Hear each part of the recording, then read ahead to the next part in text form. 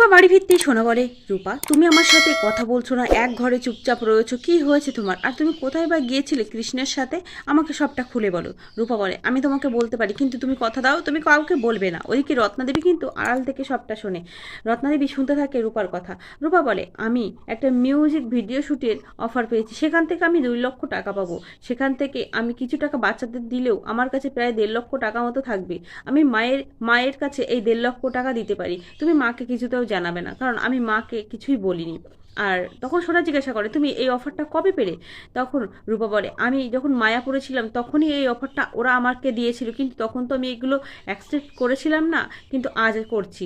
আজ আমার প্রয়োজন, আর এই সব কিছুর জন্যই কৃষ্ণ আমাকে হেল্প করছে। লাবণ্যকে নিয়ে রেস্টুরেন্টে যখন বেরিয়ে যাবে, সেখানে প্রবীর সেনগুপ্ত আসে। আর প্রবীর বলে, তোরা খেয়ে বেরোচ্ছি তো? দীপা বলে, না আমরা খেয়ে বেরোবো না, আমরা রেস্টুরেন্টে গিয়ে খেয়ে নেবো। একথা শুনে প্রবীর বলে, না না খেয়ে একদম বাড়ি থেকে বেরোনো চলবে না।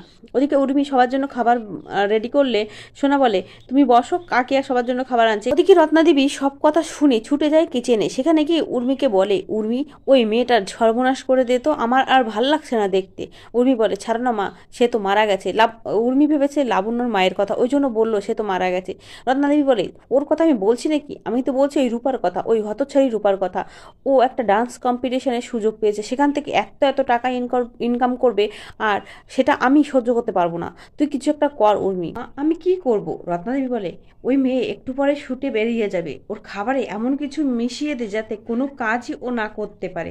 তখন উর্মি বলে, না মা, এটা হয়তো ঠিক হচ্ছে না। রত্নাদেবী বলে, দোড়ানায় থাকিস না তো, 2 নৌকায় পা দিয়ে চললে মাঝখানে ডুবে মরে যাবি।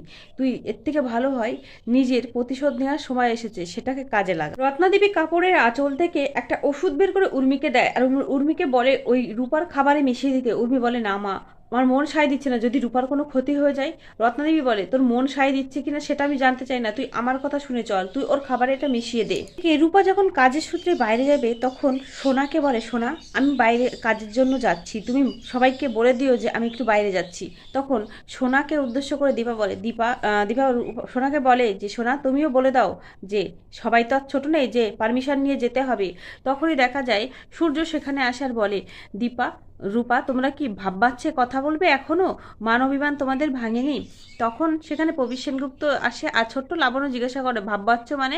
এটা নিয়ে হাসি ঠাট্টা ইয়ার্কি হতে গেলে রূপা বলে, ঠিক আছে আমি এখন বেরোই, আমি আসছি, আমার দেরি হয়ে যাচ্ছে। তারপরে দেখা যায় পিছন থেকে উর্মি একটা দুধের গ্লাস হাতে করে রূপাকে ডাক দেয়, রূপাকে দাঁড়াতে বলে। দুধের গ্লাস দিয়ে উর্মি বলে, তুই ছোটবেলায় যেমনটা খেতে চাইতিস ঠিক তেমনটা বানিয়েছি। এটা শুনে রূপা বেশ অবাক হয়ে ওঠে। রূপা অবাক চোখে তার কাকিয়ার দিকে তাকিয়ে থাকে। কাকিয়া চোখটা নিচু করে নেয়। রূপা বলে, এই দুধটা তুমি আমার জন্য বানিয়েছো?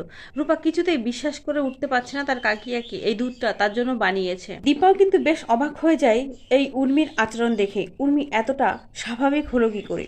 সূর্যের দিকে দীপা তাকালে দীপাকে বলে, তুমি দেখো একদিন সব ঠিক হয়ে যাবে। ওদিকে রূপা দুধের গিলাস হাতে নিয়ে তার কাকিয়াকে জড়িয়ে ধরে বলে, কাকিয়া আমার খুব বড় ভুল হয়ে গেছে, আমায় তুমি ক্ষমা করে দিও, সরি। তখন উর্মির মনটাও বেশ একটু নরম হয়ে যায়। তখন রূপা যখন দুধের গ্লাসটা মুখে নেয়, এক চুমুক খেয়ে বলে, কাকিয়া এই দুধটা ঠিক আগের মতো হয়েছে, সেই ছোটোবেলার মতো। উর্মির মনের মধ্যে একটু কেমন মায়া ভরা মনটা ভেসে ওঠে। উর্মি দুধের গ্লাসটা ধরে বসলে খেতে দিতে চায় না। ওই দিক থেকে রত্নাদেবী ছুটে আসে, আর রত্নাদেবী উর্মিকে হাত ছাড়িয়ে নিয়ে বলে, কি হলো, তুই এখানে দুধের গ্লাস না দাঁড়িয়েই থাকবি? বাকি সবাইকে তো খেতে দিতে হবে। এই বলে উর্মিকে সেখান থেকে সরিয়ে নিয়ে যায়।